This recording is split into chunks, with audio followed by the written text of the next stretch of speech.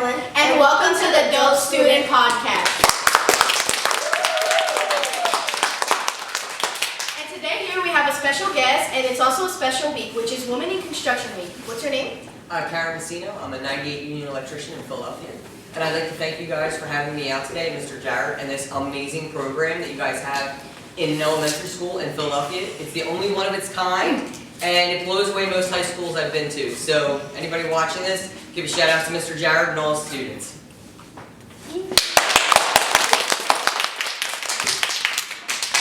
and we're going to ask you some questions. Can you tell us about your experience as a union electrician and how you became involved in the community? Sure. So when I went to high school, I didn't do really good in high school. High school was really hard for me. And when I graduated high school, I actually went to hairdressing school and decided I didn't really like working in a hair salon. So my uncle came over and he was an electrician and we started talking about it.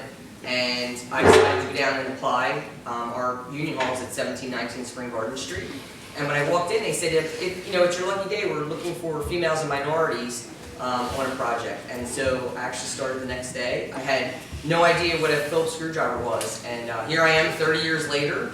I've worked on some amazing job sites and own my own electrical construction company for about 10 years.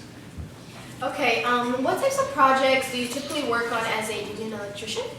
So we work on mostly commercial and industrial projects. I've had the ability to work in a lot of school district buildings, not in Mayfair, but other buildings, school district buildings across the city, doing improvements.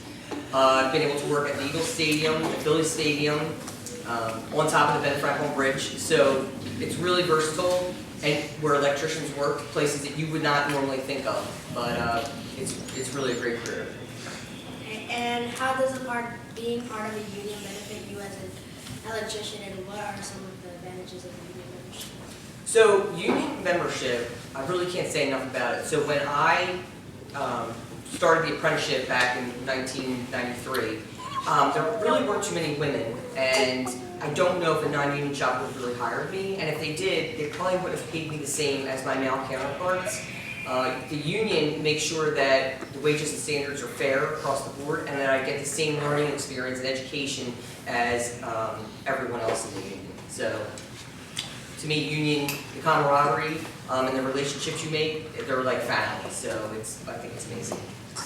Can you describe the process of becoming a union electrician, including any training or apprenticeships that are required?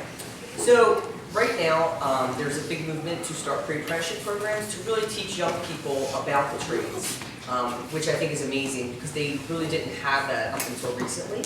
And so you don't really need to know much about the trades to learn about the trades. And I would say if you hear about the trades and you're outside of school, and it's something that you think you're a better hands-on learner, that you look into a pre-apprenticeship program that will give you an overview of really the unions and each trade specifically so that you can learn more about them.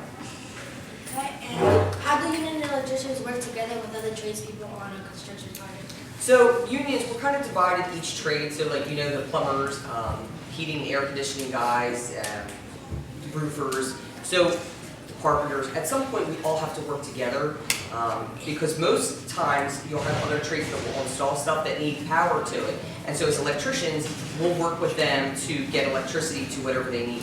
So we end up becoming what they call a composite crew, and it's really great because you learn really a little bit about almost everything in construction, but you're really specific in your particular trade. So.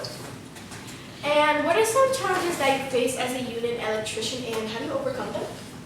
So when I first started, I was actually really scared of heights. I was afraid to climb on a ladder. And just with doing things that you're uncomfortable with, pushing through them, you end up not being scared of them.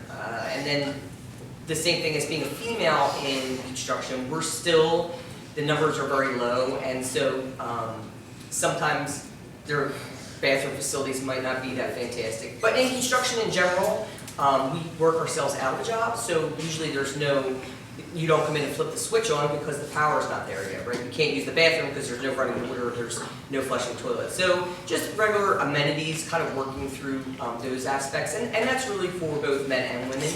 But the rewarding experience at the end is worth it, I think. Okay, Can you share a success story or a partially member experience from your career as a union electrician? Oh, I have so many, but I will give you one. So in 2005, I became the first female electrician in Philadelphia to open an electrical construction company. And I had about 30 guys working for me when I stopped bidding work. So that, and my voice is on the fire alarm at the Eagle Stadium. So if there was evacuation, you'll hear me asking you to evacuate the building. So that's pretty cool.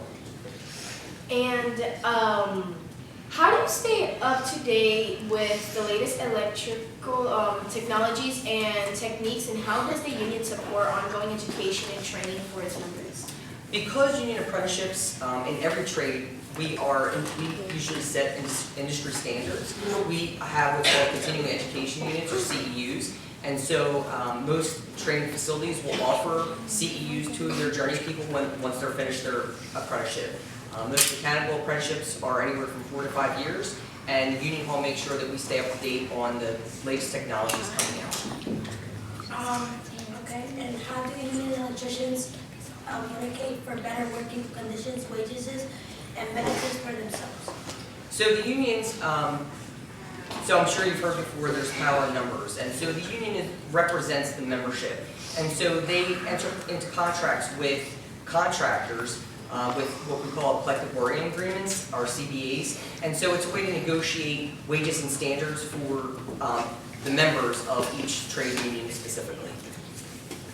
And last question is, what advice would you give to young people who are interested in pursuing a career as a union electrician? Make sure you go to school every day, you go to school on time, because when you get into the workforce, you don't realize it now, but it's really important that you're in school every day and on time, because that's how, when you get into the workforce, especially the trades, we make a lot of money, and the foreman, really the boss, needs you there every day on time. So I would say, make sure you come to school, even if learning is not something that comes easy to you, try to pay attention in your math class, because the trades do use a lot of math. Even though it doesn't seem like that in Mr. Jarrett's class, he makes it a lot of fun, so you don't realize you're learning math, but there is a lot of math, especially as an electrician. So pay attention in math class. So we thank you for coming here today with us on another episode of the Dope Student Podcast.